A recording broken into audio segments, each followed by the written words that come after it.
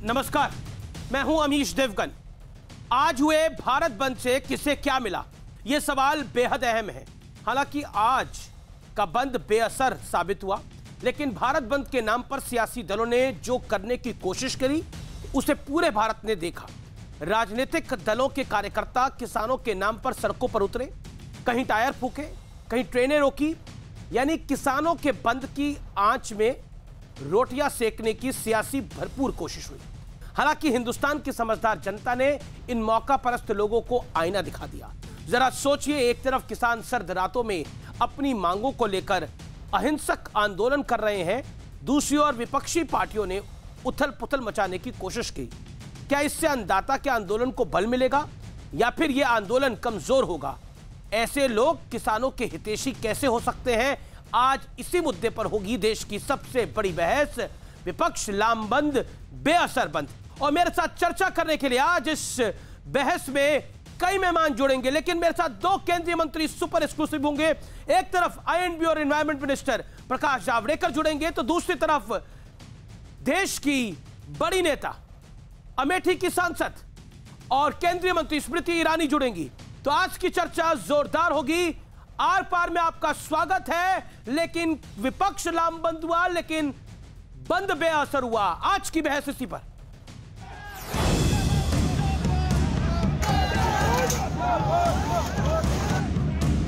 आज बुलाए गए भारत बंद में खूब सियासी तड़का देखने को मिला है। कहीं पार्टी के झंडों के साथ ट्रेन रोकी गई, तो कहीं जबरन दुकानें बंद कराई गई।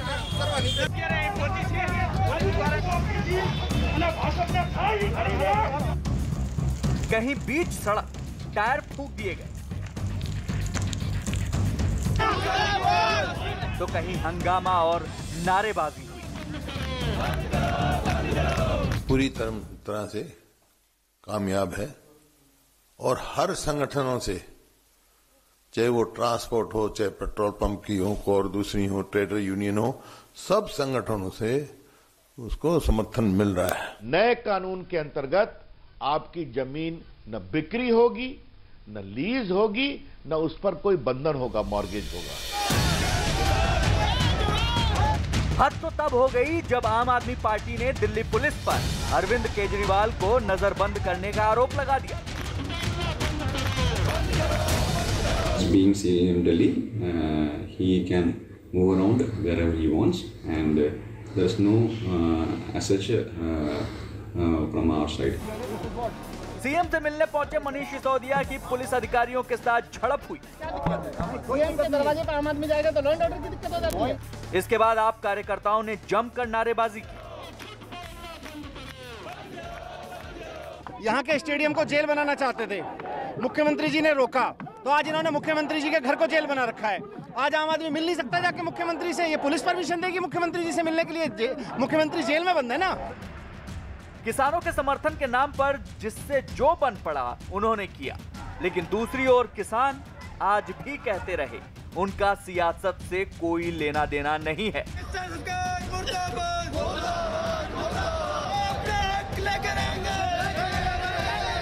किसान पीछे ट्रॉलियां पर ट्रॉलियां लेके और आ रहे हैं। बहुत बड़ी गिनती में यहाँ हम लोग दिल्ली में जमा हो जाएंगे।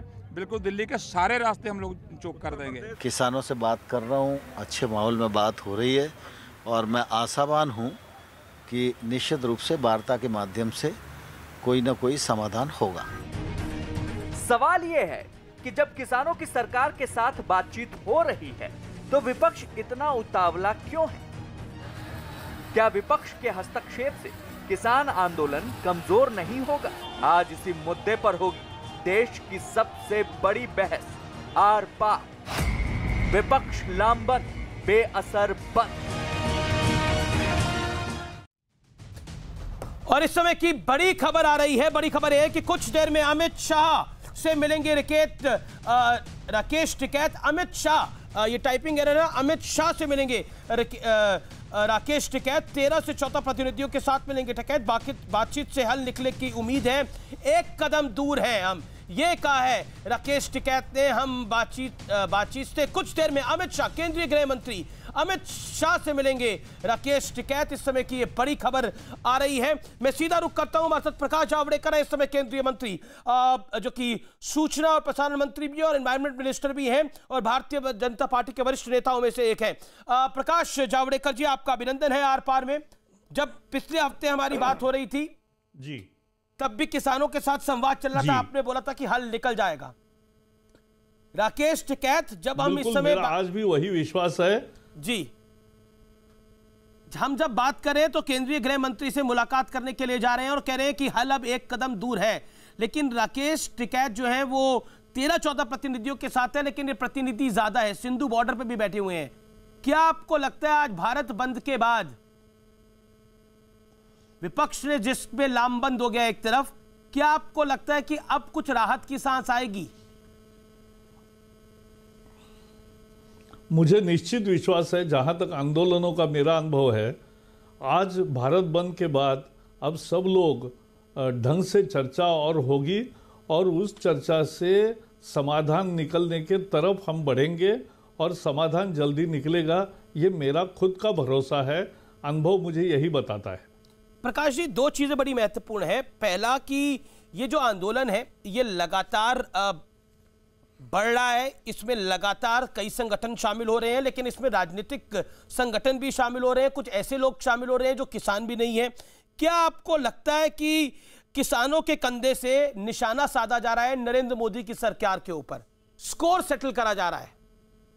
ये तो हमेशा अब हमेशा ऐसा देखो कि अब कोई भी अवसर मिलेगा तो अवसर मिलते ही मोदी के विरोधी सारे लोग इकट्ठा आने का एक नया तंत्र देख रहे हैं हम, और वो सब आके एकजुटता का दिखा के, लेकिन उनको जनता ने नकारा है, उनको कोई स्थान नहीं है जनता के मन में भी, और ये ऐसा करते रहेंगे तो बिल्कुल ही नहीं रहेगा। और इसलिए मैं कहना चाहता हूँ कि ये राजनेताओं ने, देखो आंदोलन कहाँ हुआ, आंदोलन मूलतः केवल पंजाब में हुआ। 95% किसान देश के आज भी इन कानूनों का स्वागत करते हैं, लेकिन 5% है, 5% मैं कम नहीं पकड़ता, और इसलिए उनके मन की जो भी आशंका होगी वो दूर करना सरकार का काम है, हम करेंगे और कर रहे हैं। तो ये मेरा विश्वास है, इसीलिए मुझे लगता है कि हम सोल्यूशन के नजदीक हैं। आप लोग कह रहे हैं कि हम लगातार बात कर रहे हैं, समाधान निकल के आएगा और किसानों के हक में फैसले किए, लेकिन किसान, आप 5% किसान की बात कर रहे हैं, लेकिन वो जस का तस क्यों अड़ा हुआ है, क्या कारण है जावड़ेकर जी? इसलिए क्योंकि पंजाब में तीनों राजनीतिक दल जो वहां किसानों में काम कर रहे हैं, उन तीनों के आपसी अलग अलग उद्देश्य हो, लेकिन किसानों को इस मुद्दे पर भ्रमित करके रखना, ये उन्होंने किया है। एक्चुअली क्या हुआ है पंजाब में बताइए? ये कानून पास होने के बाद वहां मंडी खुली है, एपीएमसी चल रही है, लोगों ने सबसे ज्यादा धान उसमें दिया है, उसका 65,000 करोड़ रुपए उनको मिला है, और उसके सिवा एमएसपी भी पिछले साल से ज्यादा मिली है, पिछले साल से ज्यादा सामान को खरीद किया है, तो एपीएमसी भी है, एमएसपी भी है, मंडियां भी टूटी नहीं है, ये सब उन्होंने देखा है, और ये कानून बनने के बाद की स्थिति है, तो यही रहेगी हमेशा, ये समझना चाहिए। लेकिन मेरा फिर भी एक भ्रम जाल पैदा करने की कोशिश राजनीतिक दलों ने की है। नहीं, पर राजनीतिक दल तो अपनी कोशिश करेंगे आपके खिलाफ माहौल बनाने की, वो आपके पॉलिटिकल राइवल्स हैं, लेकिन वो सफल क्यों हो जाते हैं? वो सीए पे सफल हो जाते हैं, वो किसान आंदोलन में सफल हो जाते हैं, केवल ये मुद्दा वही मैं बता रहा हूं। आपके खिलाफ एजेंडा सेट क्यों कर देते हैं? नहीं, आपकी सरकार के खिलाफ तो आप कमजोरी आपकी नहीं है? ऐसा नहीं है, ऐसा है कि केवल पंजाब में ही यह आंदोलन थोड़ा थोड़ा चल रहा पिछले 3 महीने से, और अभी ये दिल्ली तक आ गए, लेकिन बाकी राजनीतिक दल समझो कोई भी आए तो हर राजनीतिक दल 1,000-2,000 लोग तो इकट्ठा कर ही सकता है ना, तो वो कर सकते हैं, और वहां लगेगा कि वहां आंदोलन चल रहा है। अब आज एक जगह में देख रहा था टायर जला रहे, अब वो थोड़ा ही ना आंदोलन होता है। तो जहां मासेस आएंगे, जहां बहुत सारा होगा, 100 लोग आकर आंदोलन करेंगे, सत्याग्रह करेंगे तो ये हो सकता है। जी, वो तो उतनी बेसिक स्ट्रेंथ हर पार्टी की होती है। लेकिन मैं अभी उस चर्चा में नहीं जाना चाहता। मैं लेकिन प्रकाश जी, इस समय मैं आपसे बड़ा बारीक सवाल पूछ रहा हूं। किसान तीनों कानून रद्द करने पर अड़े हैं, वो यस और नो कह रहे हैं। कैसे समाधान निकलेगा? देश ये जानना चाहता है, समाधान कैसे निकलेगा? ऐसा नहीं होता। देखो, यही मेरा अनुभव, तजुर्बा 50 साल का एक है कि ऐसे आंदोलनों में यस और नो का मुद्दा नहीं होता। आखिर दोनों मिलके एक मीटिंग ग्राउंड पे आते हैं, क्योंकि परिस्थिति भी वैसी है। जैसे देखो क्या आक्षेप है, क्या आशंकाएं है उनकी कि एमएसपी खत्म होगी। मैं आज बताना चाहता हूँ, एमएसपी कल भी थी, आज भी है और आने वाले कल में भी रहेगी। और दूसरा मैं कहता हूँ कि पिछले 55 साल से कानून में न लिखते हुए भी एमएसपी चल रही है। 55 साल कोई छोटा पीरियड नहीं होता। सभी पार्टियों का राज्य आ गया तो भी एमएसपी चल रही है। तो जैसे 55 साल एमएसपी चली है, वैसे ही एमएसपी आगे भी चलेगी। प्रकाश जी, महाराष्ट्र के किसान भी दिल्ली की तरफ आ गए हैं। संजय राउत ने आज सुबह ट्वीट करा, मैं देश के किसानों के साथ हूं, भारत बंद, शिवसेना साथ खड़ी है। क्या आपको लगता है कि आपके अपने सहयोगी, चाहे वो शिवसेना हो, पुरानी सहयोगी चाहिए, चाहे वो अकाली दल हो, चाहे वो आरपीआई हो, चलिए शिवसेना तो पहले ही आपसे छिटक गई थी, वो उसको लगा कि उसको सत्ता एनसीपी और कांग्रेस के साथ मिलेगी तो वो चली गई, लेकिन आरपीआई, अठावले साहब की पार्टी और अकाली दल,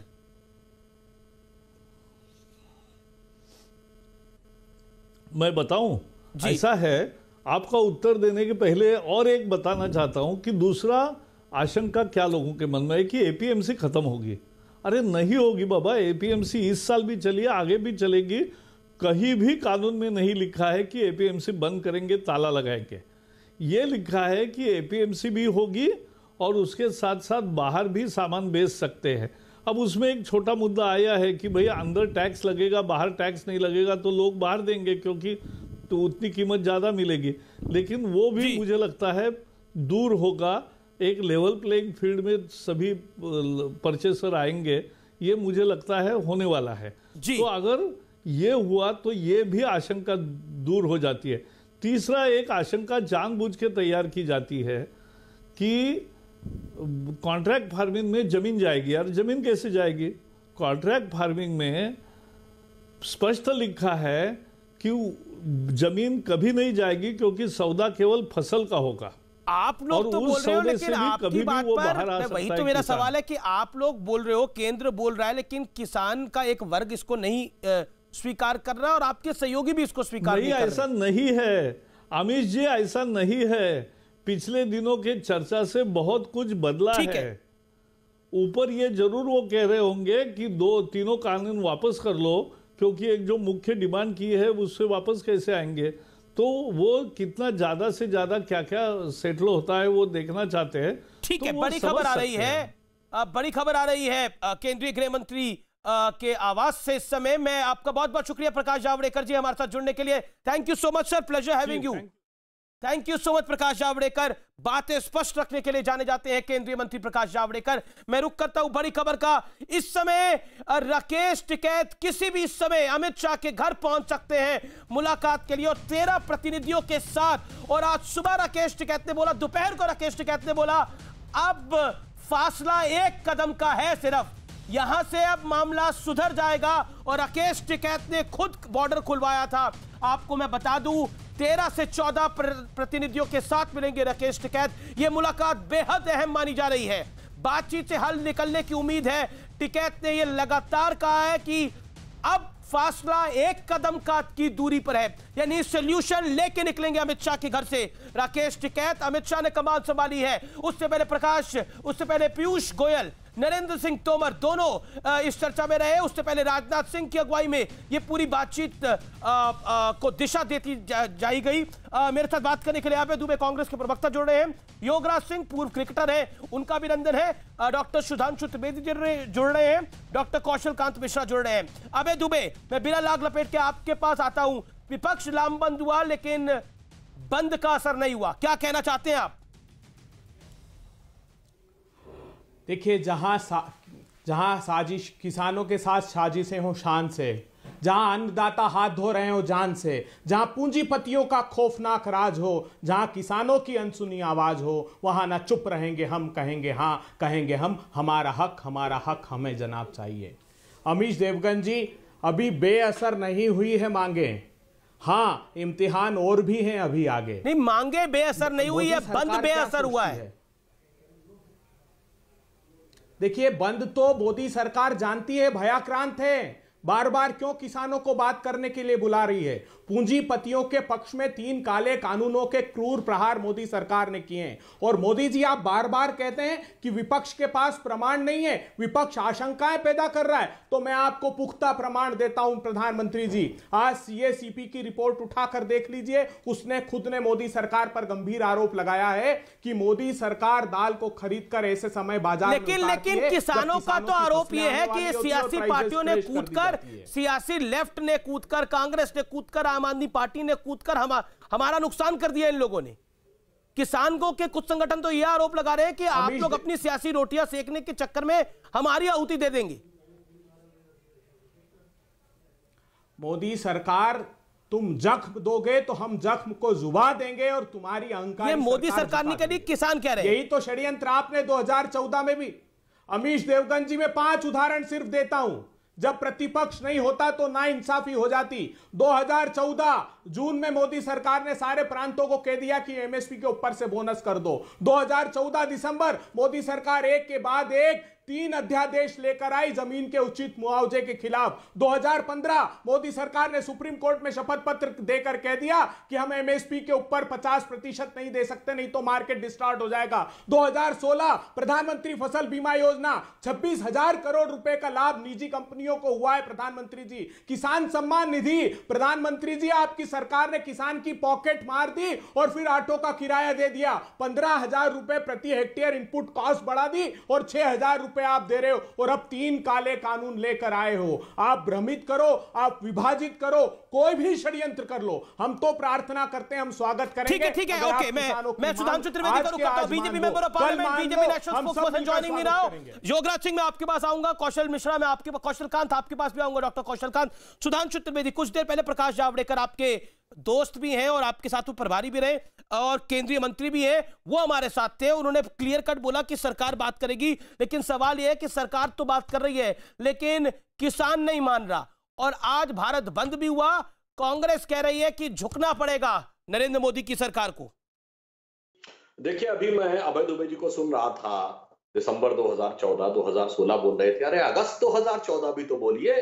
बाली में WTO की कॉन्फ्रेंस में हमने उसको जिस ढंग से सबोटाज किया था, वर्ड बोल रहा हूं, अंतरराष्ट्रीय आलोचना के सहते हुए, अगर नहीं किया होता तो आज शायद MSP देने लायक हमारे हाथ ही नहीं खुले होते, जो कुछ जिनेवा में 2013 में जाके आप लोग लगभग अर्राजी हो आए थे। और मैं आपके दर्शकों से कहूंगा, अमीश जी, जाके नेट पे चेक कर ले कि 2012 और 13 में WTO में किन किन चीजों पे भारत एग्री कर रहा था और अगस्त 2014 में किस मुद्दे पे बाली में हमने जाकर पुरजोर विरोध करके उस चीज से बाहर आए थे। अब दूसरी बात मैं कह रहा हूं, देखिए, ये जो आंदोलन है, इसमें किसानों के प्रति सरकार पूरी तरह संवेदनशील है, सक्रिय है। गृह मंत्री जी इस समय भी मिल रहे हैं, कल भी वार्ता होने वाली है। इससे पहले भी पीयूष गोयल जी, राजनाथ जी, तोमर जी, सबके साथ बैठ के गृह मंत्री जी के साथ बातचीत हुई है। परंतु समस्या क्या है? समस्या यहां पर राजनीति में विश्वसनीयता का संकट है। अभी दुबे जी बहुत ही आक्रोश और आवेश के साथ बोल रहे थे, मान्यवर, ये जो आपके लोगों ने जब लिखा था तो वो काला अक्षर था कि सुनहरा अक्षर था? मैं पूछना चाहता हूं कि अगर पंजाब में ही है तो फल सब्जी पे भी लगा दीजिए ना। ये गेहूं धान के लिए अच्छा, फल सब्जी के लिए खराब। और परम आदरणीय सम्माननीय राहुल गांधी जी आपके जो हैं, अभिनंदनीय वंदनीय कांग्रेस वालों के लिए, जिस केरल प्रांत से आते हैं, वहां तो APMC एक्ट है नहीं, खत्म, फिनिश, किसी भी चीज में नहीं। तो पहले वहां लागू करवा दीजिए। केरल में अच्छा और दिल्ली में बुरा, फल सब्जी के लिए बुरा और गेहूं धान के लिए अच्छा। और जो कुछ आपने कहा, जो कुछ आपने लिखा, उससे मतलब मुझे वही पंक्ति ध्यान आती है, इस रंग बदलती दुनिया में इंसान की नीयत ठीक नहीं। अरे आपके कृषि मंत्री जो लिखते और आप उसके बाद आके ठीक उससे पलट हो जाते। और मैं एक और फैक्ट याद दिलाना चाहता हूं, अमीश जी, एक वाक्य और कह दूं। बहुत लोगों को ध्यान होगा कि UPA 2 सरकार के समय में जब शरद पवार जी कृषि मंत्री थे, सर्वोच्च न्यायालय ने एक निर्देश दिया था केंद्र सरकार को, FCI के गोदामों में भंडारण ओवर वो हो चुका था, खुले में अनाज सड़ रहा था।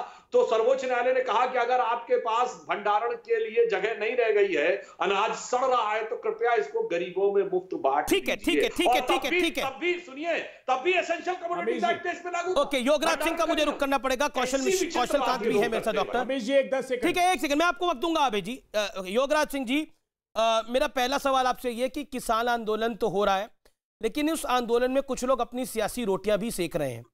क्या आपको लगता है वो जायज है? मैं ये समझता हूं कि इतने बड़े देश में, इतनी बड़ी संस्कृति में, इतने महान नेता लोग, पार्टी वाले लोग, और जिस वक्त सेंटर सरकार है, मैं ये नहीं कहता कि उन्होंने काम अच्छे नहीं किए, बहुत अच्छे काम किए हैं, उन्होंने देश के लिए काफी कुछ किया है। लेकिन मैं ये समझता हूं कि ये जो बिल्स हैं, जो किसानी बिल्स हैं, अगर एक ही स्टेट अगर इसको ऑब्जेक्ट करती तो चलो मैं समझ जाता। आज सारा देश, सारा भारत देश हमारा, अगर इसको पर योगराज जी, अधिकतर पंजाब के ही किसान हैं और हरियाणा के कुछ पॉकेट्स के किसान हैं जहां पर ये विरोध हो रहा है, जहां तक ये विरोध समझ में आ रहा है। लेकिन मेरा सवाल आपसे बड़ा बेसिक है, जिस तरह से पॉलिटिकल आंदोलन इसको बताने की कोशिश हुई, वो लोग जिनका किसानों के साथ कोई संदर्भ नहीं है, वो लोग भी इसके भागीदार बन गए। और 5 दिसंबर को आपने तो कुंडली बॉर्डर पे किसानों के धरने को संबोधित करते हुए यह तक कह दिया कि हिंदुओं को गद्दार बता दिया था आपको। क्या आपको लगता नहीं है कि लाइन क्रॉस करी गई?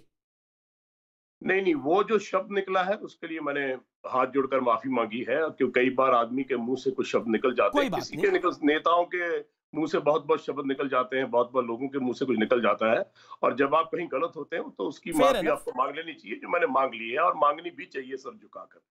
और मैं जो आप बात कर रहे थे वो बात ये करना चाहता हूं कि ये जो अगर कोई चीज किसी को पसंद नहीं है, जो हमारे तख्तो ताज के मालिक होते हैं वो माँ बाप के समान होते हैं, और जो उनकी जनता होती है, प्रजा होती है, वो उनकी अपने बच्चों की तरह होती है। और अगर कोई चीज पसंद नहीं है, अगर आवाम को कोई चीज पसंद नहीं है, तो मेरे ख्याल से उस पर बैठ के बातचीत करके, जैसे कि बातचीत अभी हो रही है, बिल्कुल सही बात है, उसका भी हल निकालना चाहिए। और हल आप सुन तो लीजिए पहले बात मेरी, मैं क्या कह रहा हूँ। जी योगराज जी बोलिए। मैं बात कर रहा हूँ, प्लीज लिसन, हैव पेशेंस, ठीक है? I am having the patience. आपने लंबा बोला, इसलिए मैं सवाल आपसे पूछा था अगला। आप बड़े हैं, आपको ये चीज करनी चाहिए क्योंकि आप देश को चला रहे हैं। तो मैं समझता हूँ आप बातचीत करके जो हल अच्छा निकलेगा उसको निकाल लेना चाहिए, क्योंकि आप सब लोग हिंदुस्तान की पब्लिक से ही गए हैं, आप लोगों को वोट करके वहां सेंटर में बिठाया गया है, और अगर हम अपना हक आपसे नहीं मांगेंगे तो किससे मांगेंगे? अगर किसान बात है अपने पिता से नहीं मांगेगा तो किससे मांगे? नहीं, लेकिन जिस तरह के शब्द बोले जा रहे हैं कई धरनों में, कई प्रदर्शनों में, अब वो किसान है या नहीं है, क्योंकि किसान तो ऐसा नहीं बोल सकता। कहते हैं इंदिरा को ठोक दिया हमने, मोदी को भी हम ठोक देंगे। क्या आपको लगता है कि वाकई ये बड़ी रिस्पॉन्सिबल स्टेटमेंट्स आई? ये बहुत गलत बातें हैं। कोई खालिस्तान की बात नहीं होनी चाहिए, कोई किसी ऐसी शब्द यूज नहीं करने चाहिए। आज की बात होनी चाहिए। बड़ी मुश्किल से हिंदुस्तान को जोड़ा है, बड़ी मुश्किल से हम सब लोग इकट्ठे हुए हैं, बड़ी मुश्किलों से बड़ी आहुति हमारे बड़ों ने देकर हमें इकट्ठा किया है, और कोई भी ऐसा शब्द इस्तेमाल नहीं करना चाहिए जो किसी को चुभे, और रिस्पॉन्सिबिलिटी बोलना चाहिए। लेकिन अगर गलती से कोई शब्द निकल भी जाए तो उसकी माफी जैसे मैंने मांगी है, वो आपका बड़प्पन है कि आपसे कुछ शब्द गलत निकला तो आपने उसकी खेद जता दिया। फेयर एनफ सर, आप मेरी बात सुन ही रहे, मैं तो आपकी बात सुन रहा हूं, लेकिन आपने एक और बात बोली। आपने बोला हिम्मत है तो मोदी अकेले आए और किसानों से बात करें। किसानों से बात बैठकर करनी चाहिए, क्योंकि ये मुद्दा किसानों का है और सारे देश के किसानों का है, और बैठ के सुलझाना चाहिए। इतना कोई बड़ी बात नहीं है, इसमें कोई इतना बवाल की भी जरूरत नहीं है। अगर आप बैठ के बात करेंगे तो मैं समझता हूं सब चीज ठीक हो जाएगी। तो सुलझाने के लिए कई सारी मीटिंग भी हो चुकी है। कौशल मिश्रा, योगराज सिंह को आपने सुना, आपने अभय दुबे को सुना, आपने सुधांशु त्रिवेदी को सुना। क्या आपको लगता है भारत बंद कर सारे सोल्यूशन निकल आते हैं? 70, 80, 90 के दशक के भारत बंद होता था? देखिए अमीश जी, जो भी ये भारत बंद का आह्वान है, जब भी लोग असंतुष्ट होते हैं तो वो अपना एजिटेशन करने के लिए फ्री हैं। किसान को अगर ऐसा लगता है कि उसे सेटिस्फाई नहीं है तो फ्री है कि अपने एजिटेशन को करे।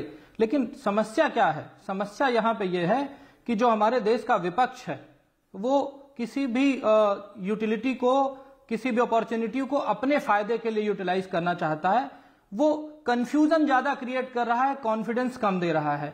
यहां पे किसानों की जोती हुई जमीन पे विपक्ष खड़ा होकर के अपनी फसल काटने की जो कोशिश कर रहा है, मुझे समस्या उससे है।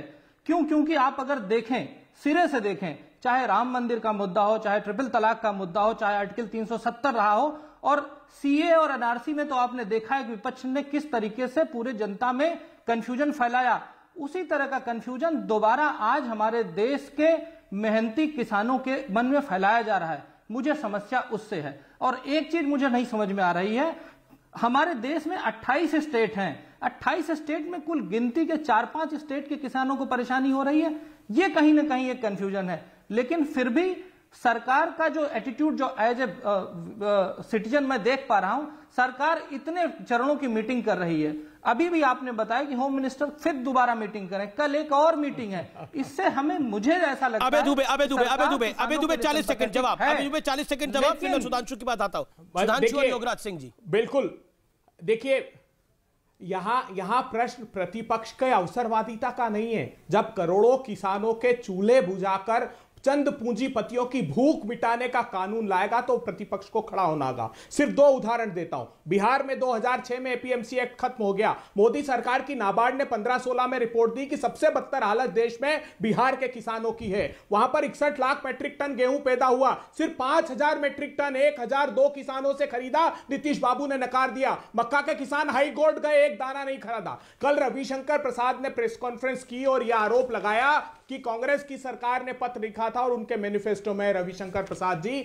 ये 2003 अटल बिहारी वाजपेयी जी का मॉडल मंडी एक्ट था, जिसको लेकर पत्र अटल जी ने की सरकार ने भी लिखा, हमने भी लिखा। रिफॉर्म्स हर सरकार चाहती है और वो सारे 6 प्रोविजन जिनको 20-20, 25-25 स्टेट इंप्लीमेंट कर चुकी है, लेकिन अटल जी की सरकार ने और कांग्रेस की सरकार ने कभी नहीं किया ये षड्यंत्र कि राज्यों के अधिकार पर अतिक्रमण किया। और वो कानून जो राज्यों के बड़ी खबर आ रही है, मैं बड़ी खबर आपको बता रहा हूं। अशोक गहलोत ने केंद्र की सरकार पर निशाना साधा है।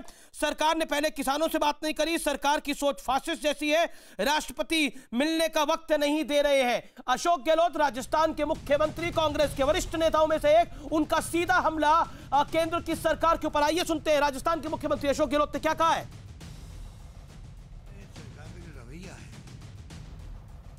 जो मैं बार बार कहता हूं कि लोकतांत्रिक सोच इनकी नहीं है, फासिस्ट सोच इनकी है।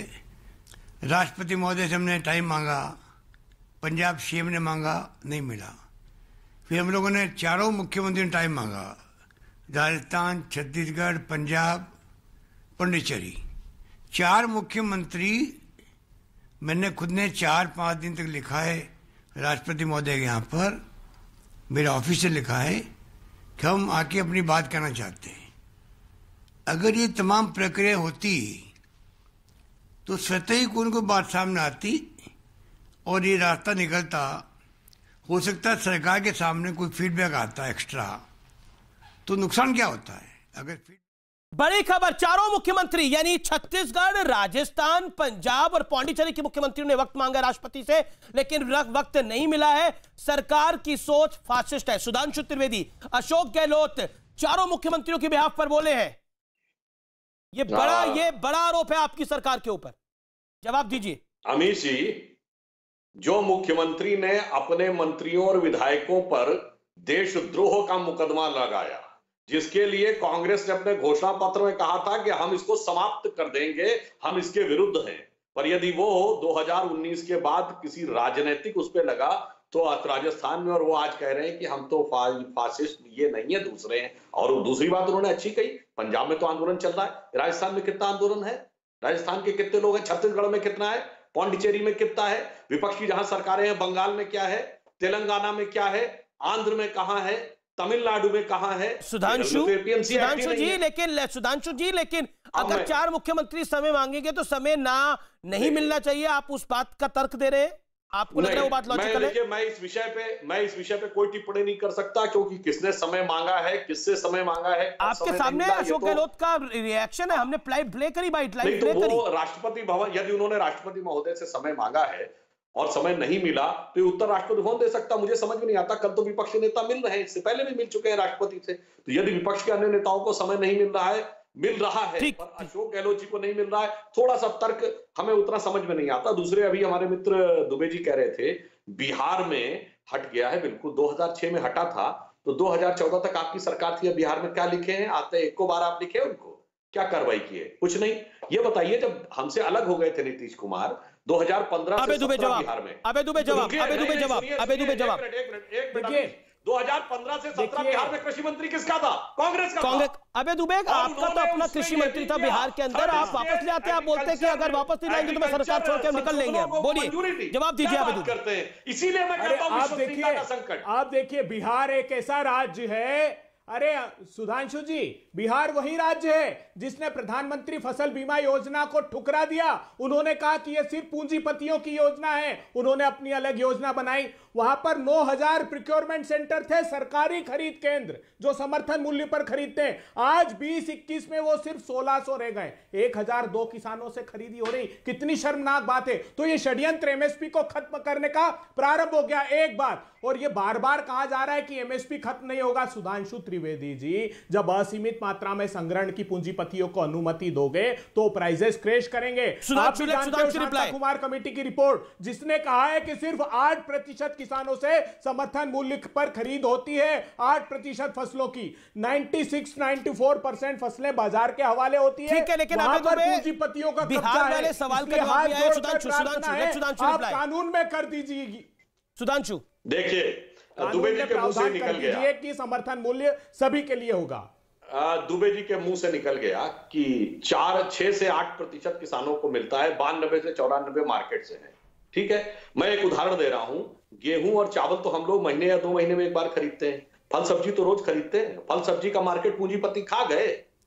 ये बताइए, और जो पूंजीपतियों की बात कर रहे हैं, दुनिया में फूड प्रोसेसिंग में सबसे बड़ी कंपनी है पेप्सी। अरे सुनिए, अब हम एफडीआई लेकर आने वाले थे पेरिशेबल आइटम के लिए, क्यों नहीं है? आपने इनकार कर दिया। अरे केरल में कोऑपरेटिव फार्मिंग है, केरल में कॉन्ट्रैक्ट फार्मिंग नहीं है। जिस राज्य ने भी ये षड्यंत्र किया है उसको परिणाम भुगतने पड़ेंगे। सुधांशु त्रिवेदी, अबे जी अपने मौके पे बोलिए ना। अबे जी अपने मौके पे बोलिए ना। बढ़िया अगर है तो एमएसपी के बगैर काम चल रहा ना, इसका मतलब आपने माना कोई भी व्यवस्था एमएसपी के बगैर काम चल रहा है और आप उसको डिफेंड भी कर रहे हैं, फिर कह रहे हैं एमएसपी को रूल बना दीजिए। क्यों केरल में रूल नहीं होना चाहिए? वो वहां तो दूसरी बात है। वाह भाई वाह। और दूसरी बात, ठीक है, योगराज सिंह कुछ कहना चाहते हैं। योगराज जी, पंजाब को उदाहरण बनाइए ना। अपने टर्न पे रुकिए ना आप। योगराज जी, आपके मुताबिक वो कौन सी मांग है जिसको लेके किसान नाराज हैं? क्योंकि सरकार कह रही है ये तीनों कानून किसानों की भलाई के लिए हैं, उनकी आमदनी बढ़ाने के लिए है। मंत्री आके बोल रहे हैं कि एमएसपी कहीं नहीं जाने वाला। अब कोई आप तो पंजाब से हैं, अब कोई अपने आप ही सोचने लग जाए कि जो कि परसों मेरे नाल वो होएगा, तो इस गलत तो कोई इलाज ही नहीं है ना सर? नहीं, ऐसा नहीं है। अगर आप बैठ के मुआजिर लोग सब लोग बातचीत करेंगे, एक्सप्लेन करेंगे, और यहाँ से लोग अगर कहेंगे हमें ये चीज पसंद नहीं है, तो मैं बार बार यही बात कहता आ रहा हूँ कि मुआजिर सेंटर की जो सरकार है उनको ये बात थोड़ी मान लेनी चाहिए कि ये जो चीजें हैं हमारे किसानों को हमारे पसंद नहीं है, और नहीं पसंद है तो इसको चेंज करके दोबारा ड्राफ्टिंग करके उनके साथ बैठकर आप कर लीजिए। अभी आपने कुछ देर पहले प्रकाश जावड़ेकर केंद्रीय मंत्री, तो उन्होंने बोला 95% किसान, और हम देख भी रहे हैं रिएक्शन आ रहे हैं। मध्य प्रदेश से किसानों का रिएक्शन आ रहा है, यूपी से किसानों का रिएक्शन आ रहा है। वो कह रहे हैं कि हमें ऐसी कोई समस्या नहीं है इस कानून से। लेकिन क्या आपको लगता है कि कहीं ना कहीं इसका पॉलिटिकल फायदा उठाने की कोशिश हो रही है, और कुछ ऐसे एलिमेंट जिनका किसानों से कोई लेना देना नहीं है? अब आप मुझे बताइए, योगेंद्र यादव तो कोई किसान ही नहीं है। देखिए, मैं इस बात के ऊपर टिप्पणी नहीं करना चाहता कि कौन क्या कर रहा है। मैं सिर्फ किसानों की बात कर रहा हूँ या देश के हर वर्ग की बात कर रहा हूँ कि अगर आपको कुछ चीज पसंद नहीं आई, जो आपने बिल्स बनाए हैं, वो आप बैठ के बातचीत करके उस बिल्स को ठीक कर लीजिए। शुक्रिया। मेरे साथ केंद्रीय मंत्री स्मृति ईरानी इस समय जुड़ गई है। मैं सीधा उनका एक्सक्लूसिवली रुक कर लेता हूं। Thank you so much, pleasure having you all. Smriti Irani मेरे साथ हैं, अमेठी से सांसद हैं, केंद्रीय मंत्री हैं। स्मृति जी, आपका अभिनंदन है। भारत बंद था आज, और भारत बंद था आज, और विपक्ष भी लामबंद था। सरकार और किसानों के बीच में लगातार बातचीत जारी है। लेकिन विपक्ष कह रहा है कि ये कानून अब वापस लेने होंगे नरेंद्र मोदी की सरकार को, नहीं तो ये सरकार ही नहीं चल पाएगी। देखिए, नरेंद्र मोदी की सरकार विपक्ष की मोहताज नहीं है, लेकिन नरेंद्र मोदी की सरकार प्रतिबद्ध है कि भारत के और विशेषतः भारत के किसान के उत्थान के लिए मोदी सरकार द्वारा जितनी यथाशक्ति हम लोग प्रयास कर सकते हैं, विभिन्न योजनाओं और कानूनों के माध्यम से हम वो प्रयत्न जारी रखेंगे। जहां तक कि भारत बंद की बात है अमीश जी, भारत आज बंद नहीं हुआ है। आज विपक्ष के वो मंसूबे बंद हुए हैं जिनके माध्यम से वो देश में अराजकता फैलाना चाहते थे। भारत आज बंद नहीं हुआ है। भारत ने बढ़ चढ़कर आज बोला है कि विपक्ष अगर चाहता है कि देश प्रगति पथ से उतर जाए तो भारत को विपक्ष के मंसूबे स्वीकार नहीं है। भारत बंद नहीं हुआ अमीश जी। अगर बंद हुआ है तो विपक्ष द्वारा चलाया हुआ प्रपंच और उनके द्वारा चलाया हुआ भ्रम, उनके द्वारा चलाई गई मिथ्या आज बंद हुई है। क्योंकि आज पूरे देश ने देखा है कि किस प्रकार से देश और देश के किसानों ने किसान बिल के साथ साथ कृषि क्षेत्र में जो मोदी सरकार रिफॉर्म लेकर आई है उसका किस प्रकार से बढ़ चढ़कर समर्थन किया है। लेकिन भारत अगर बंद होता स्वेच्छा से तो ये नौबत नहीं आती कि विपक्ष और विशेषतः कांग्रेस के कार्यकर्ता हाथ में डंडा लिए जबरन जाकर मंडी में लोगों पर वो डंडा बरसाकर उनको विवश करते कि आप मंडी बंद कीजिए। ये नजारा अब देश भर की जनता ने देखा है। अगर भारत बंद सफल होता तो विपक्षीय पार्टियों को मैदान जंग में उतरकर ट्रेन नहीं रोकनी पड़ती, और ये राष्ट्रीय संपत्ति है जो भारत के नागरिकों की संपत्ति है। विपक्ष आज उसको भी ठेस पहुंचाना चाहता है क्योंकि विपक्ष अपनी राजनीतिक रोटियां सेकना चाहता है। विपक्ष कह रहा है भारत बंद नहीं हुआ। बंद अगर हुआ कुछ तो विपक्ष की वो चाल सबके सामने जाहिर होने के बाद उनके मंसूबे आज बंद हुए, उनके जो प्रयास थे वो विफल हुए। आज के दिन का सत्य यही है। मात्र विपक्ष कह रहा है कि भारतीय जनता पार्टी की सरकार समझ नहीं रही। टिकरी बॉर्डर पर किसान बैठा है, सिंधु बॉर्डर पर किसान बैठा है, गाजियाबाद की बॉर्डर पर किसान बैठा है। कांग्रेस, सपा, आम आदमी पार्टी नहीं बैठी। उनका समर्थन जरूर है लेकिन बैठा किसान है। देखिए, आपके चैनल के साथ साथ कई चैनल्स ने इस बात को उजागर किया है कि कहां कहां पर कांग्रेस हो, सपा हो अथवा कोई और राजनीतिक दल हो जिसमें आम आदमी पार्टी भी शामिल है, कौन कहां बैठा है, कौन सा झंडा लेकर। लेकिन जब बात आ रही है कि भारतीय जनता पार्टी को समझ नहीं आ रहा, तो मैं आपको एक छोटा सा उदाहरण देना चाहूंगी अमीश जी। सितंबर के माह में इसी विपक्ष ने बढ़ चढ़कर बोला था कि बिल पारित होने के बाद एमएसपी का ऑपरेशन हमारे देश में भारत सरकार बंद कर देगी। बार बार कृषि मंत्री ने, भारत सरकार ने, देश के प्रधानमंत्री ने कहा कि हम प्रतिबद्ध हैं कि एमएसपी का ऑपरेशन चलेगा। सितंबर से लेकर 5 दिसंबर तक अमीश जी, मैं एक ही छोटा सा और उदाहरण इसमें जोड़ना चाहूंगी। धान की खरीदारी हुई 33 लाख किसानों से और उसके एवज में भारत सरकार ने इन 33 लाख किसानों को 60,000 करोड़ रुपए से ज्यादा मुहैया करवाया इनके बैंक के खाते में। अब इसमें दिलचस्प बात यह है कि 60% किसान जिनको फायदा मिला ये, वो सारे किसान पंजाब के थे। इसका मतलब ये 33 लाख किसान आज देश के सामने प्रमाण है भारत सरकार की प्रतिबद्धता का कि एमएसपी ऑपरेशन बंद नहीं होगा। दूसरा भ्रम जो विपक्ष ने फैलाया कि भारत सरकार मंडियां बंद कर देंगी देश की।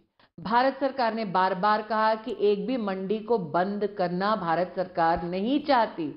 एमएसपी का जो ऑपरेशन हुआ जिसमें प्रदेश की सरकारें भी सम्मिलित थीं, वो सारी की सारी ऑपरेशंस उन्हीं मंडियों में हुई जहां पर किसान भारत सरकार के सौजन्य से अपनी फसल को बेच पाया और उसकी लागत पा पाया।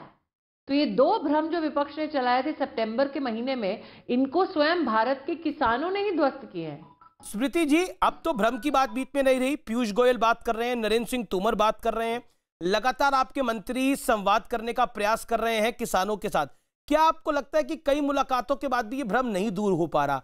क्या किसान को समझाने में देर हो गई, खासतौर पर पंजाब के किसान को और हरियाणा के कुछ किसानों को? मैं ये कहना चाहती हूँ अमीश जी, अगर आप बातों से आगे बढ़ें तो जो आंकड़ा मैंने आज आपको एमएसपी ऑपरेशन का बतलाया है उसकी पुष्टि मैं क्यों कर पा रही हूँ बार बार आपके चैनल पर?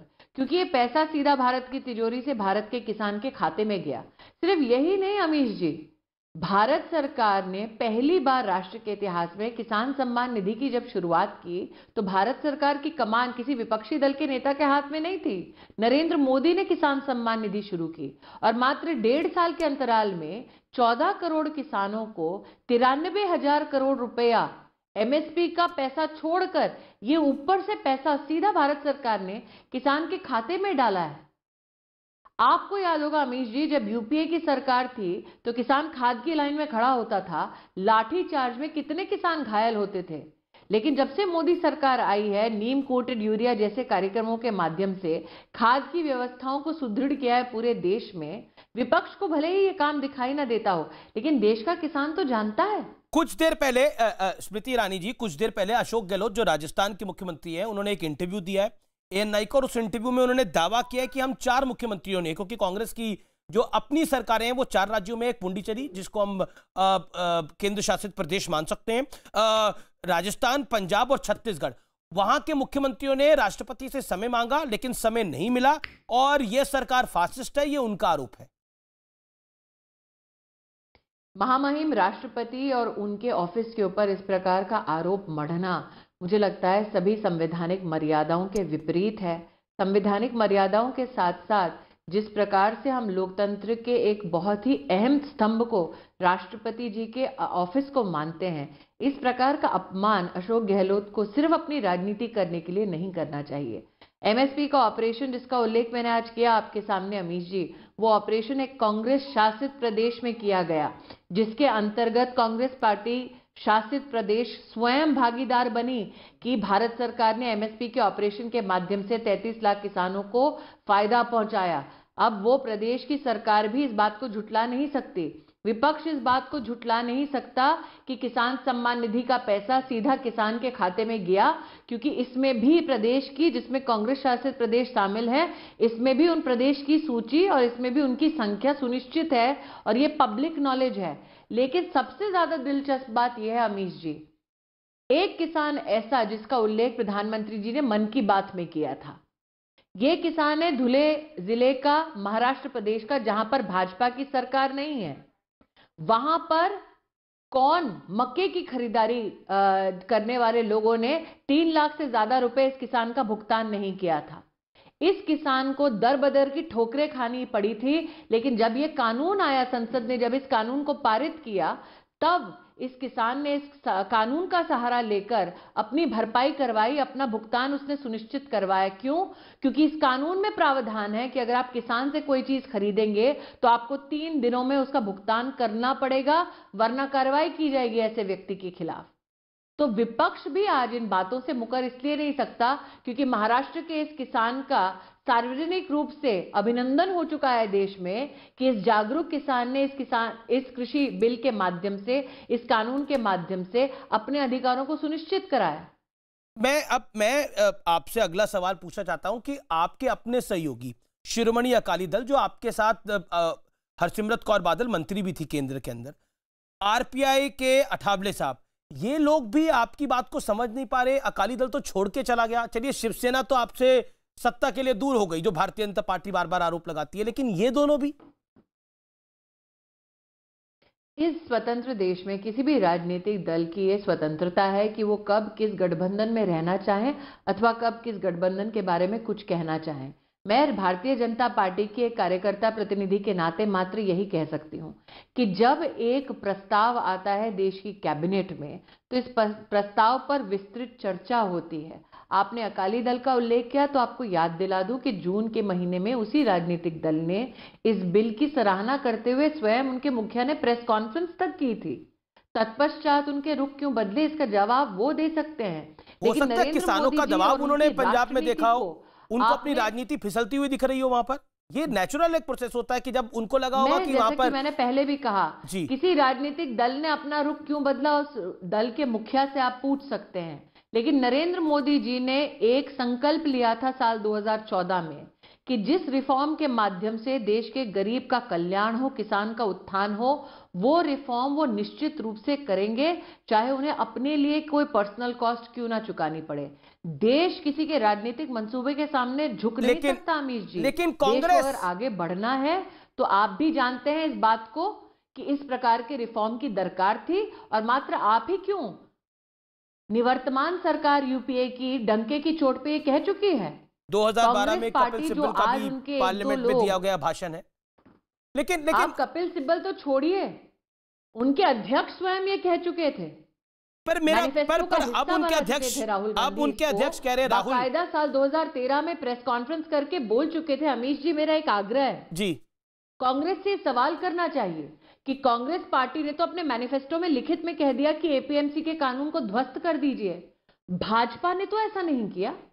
भारतीय जनता पार्टी की सरकार ने बल्कि ये कहा कि एपीएमसी के कानून को हम बिल्कुल हाथ नहीं लगा रहे, हम मात्र किसान को उन बंदिशों से आजाद कर रहे हैं जो उसे मजबूर करता है कि एक ही जगह पर जाकर अपनी उपज को बेचो और उस दाम पर बेचो जो वो एक व्यापारी बोले। लेकिन ऐसा क्यों है स्मृति ईरानी, मैं आपसे जानना चाहता हूं ऐसा क्यों है साल में कांग्रेस की दुखती रग ये है, ऐसा क्यों है कि मोदी सरकार के खिलाफ प्रोपेगेंडा शुरू हो जाता है तो फिर वो खत्म होने का नाम ही नहीं लेता, चाहे वो सीए हो चाहे वो एनआरसी हो। क्या आपको लगता नहीं है ये जो प्रोपेगेंडा है ये आपकी सरकार की कमजोरी है? प्रोपेगेंडा बहुत तेजी से खड़ा होता है और उसको आप हरा नहीं पाते, उसको आप भेज नहीं पाते। लोग बार बार कहते हैं कि देखिए, जो लोग कहते हैं बोलने की आजादी नहीं है, वो आज देख रहे हैं कि विपक्षी दल न सिर्फ हर जगह से बोल रहे हैं बल्कि हंगामे की नौबत तो इतनी उन लोगों ने कर दी कि राज्यसभा में आकर हरिवंश जी पर, डेप्यूटी चेयरपर्सन पर उन्होंने स्वाभाविक रूप से अपने संस्कारों का प्रदर्शन करते हुए